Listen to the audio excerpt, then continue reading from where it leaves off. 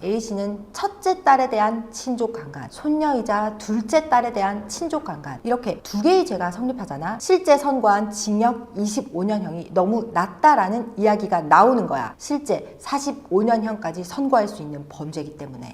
당신의 변호사는 누구입니까? 나의 변호사는 판심입니다. 1심, 2심, 판심 법무법인. 선생님들 안녕. 지난주에 좀 충격적인 뉴스 소식이 있었어. 40년간 자신의 친딸을 성폭행하고 그 사이 태어난 손녀이자 친딸을 또다시 성폭행한 70대가 징역 25년을 선고받았어. A씨는 1985년부터 최근까지 40여 년 동안 자신의 딸을 277회 성폭행하고 딸을 임신시켜 낳은 손녀이자 딸에게도 지속적으로 성폭력을 행사했다는 범죄 사실로 성폭력 범죄의 처벌 등에 관한 특례법 위반, 친족 관계에 의한 강간죄가 적용되었어. A씨는 딸 B씨가 초등학교 2학년 때부터 성폭행을 저질렀고 B씨는 4번의 임신과 낙태를 반복하다가 결국 딸을 출산했어. 계통적으로는 A씨의 손녀였지만 생물학적으로는 A씨의 딸이었던 거야. 재판부는 DNA 분석 결과와 피해자 진술의 일관성 등을 근거로 A씨의 범죄 사실을 유죄로 판단했어. 이 사건은 C양이 A씨와의 부녀관계가 성립하는 이상 범행이 유죄일 수밖에 없는 거야. 재판부는 A씨를 본래 양형 기준이 정한 권고형이 10년에서 21년 4개월보다 높은 형인 징역 25년으로 처벌했어. 그런데 이와 같은 사건에서 징역 25년이 너무 약하다는 비판이 많아. 또한 화학적 거세 이야기도 나오고 있어. 성폭력 범죄의 특별범에 관한 특례법을 약칭하여 성폭력 처벌법이라고 하거든. 성폭력 처벌법 친족관계에 의한 강간죄의 형량에 대해서 살펴보자. 성폭력 처벌법 제5조는 친족 관계인 사람이 폭행 또는 협박으로 사람을 강간한 경우에는 7년 이상의 유기징역에 처한다고 규정하고 있어. 또한 형법 제42조는 유기징역은 1년 이상 30년 이하, 가중하는 때는 50년까지 할 수 있어. A씨 사건에 관해서 보면 A씨는 첫째 딸에 대한 친족강간, 손녀이자 둘째 딸에 대한 친족강간, 이렇게 두 개의 죄가 성립하잖아. 형법 제38조 제1항 2호에 의하여 2분의 1을 가중하게 되는데 결국 재판부는 A씨에 대해서 7년 이상 45년 이하의 범위 내에서 유죄를 선고할 수 있었어. A씨의 경우에는 첫째 딸이 자신의 또 다른 딸이자 손녀를 출산까지 한 사정을 감안하면 권고형의 최고형 범위 자체가 21년 4개월로 비현실적으로 낮다. 권고형의 판사가 꼭 구속되는 것도 아닌데 실제 선고한 징역 25년형이 너무 낮다라는 이야기가 나오는 거야. 실제 45년형까지 선고할 수 있는 범죄이기 때문에. 친족을 대상으로 한 강간의 경우에는 더 엄한 처벌을 받게 되는 것은 맞아. 일반적인 강제추행의 처벌이 10년 이하의 징역 또는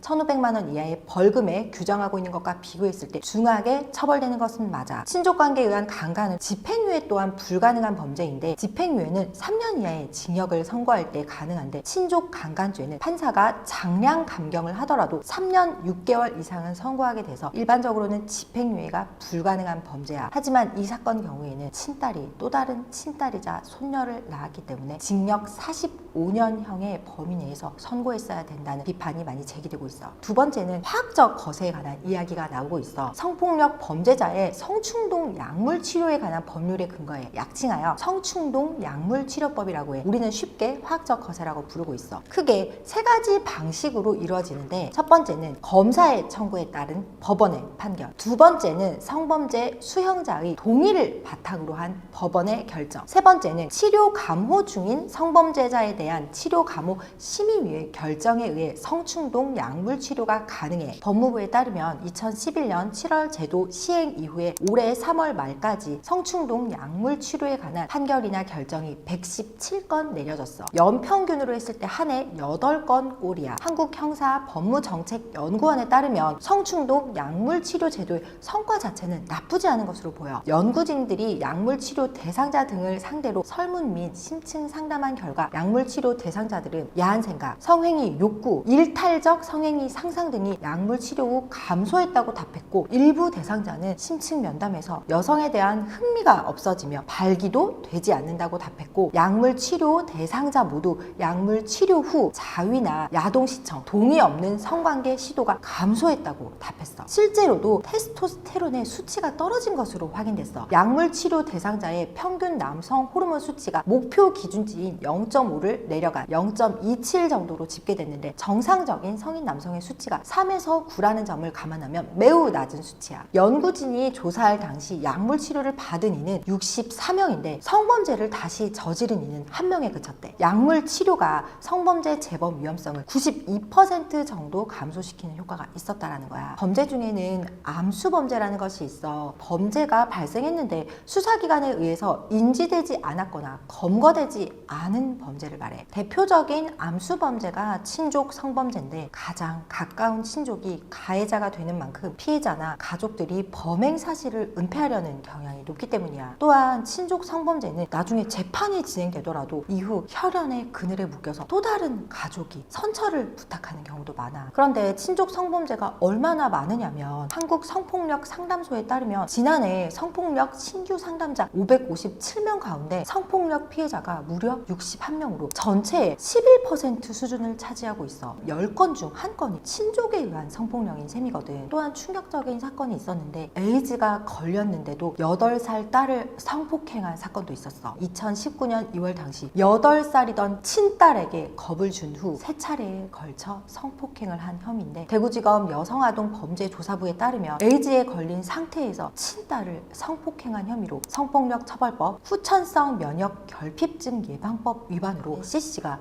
구속 기소되면서 친권을 상실했어. 한심이들 내가 성동경찰서, 마포경찰서, 서초경찰서, 강남경찰서, 수서경찰서 이렇게 서울 전역에 실제 수사를 하고 있는 여성 청소년계 경찰관님들을 대상으로 성범죄와 스토킹 강의를 하고 있는 거 알고 있지. 그리고 내가 수원이 포함된 경기 남부청 전역에 있는 현직 여성 청소년계 경찰관님들을 대상으로 성범죄와 스토킹 강의를 직접 하고 있어. 이렇게 성범죄 강의를 하다 보면 쉬는 시간에 수사관님들이 이 성범죄 사건의 애매한 부분이가 자기도 판단이 잘 안 되는 부분에 대해서 직접 강사인 나에게 물어보기도 하거든. 일반 강간 같은 경우는 변호사 입장에서 우발적이다, 뭐 누명이다 이렇게 할 수 있는데 친족 강간 같은 건 어떻게 판단을 해요? 친족 강간 같은 경우에도 누명을 쓰는 경우가 있어. 실제 1심에서 자신의 딸을 성폭행했다는 혐의로 징역 5년을 선고받았는데 항소심에서 무죄가 선고된 사례가 있거든. 의붓딸인 경우에도 아빠를 상대로 누명을 씌우는 경우도 있고 친딸인 경우에도 아빠를 상대로 누명을 씌우는 경우가 있는데 친족관계에 의한 살인도 일어나잖아. 따라서 친족관계에 의한 신고라고 해서 무조건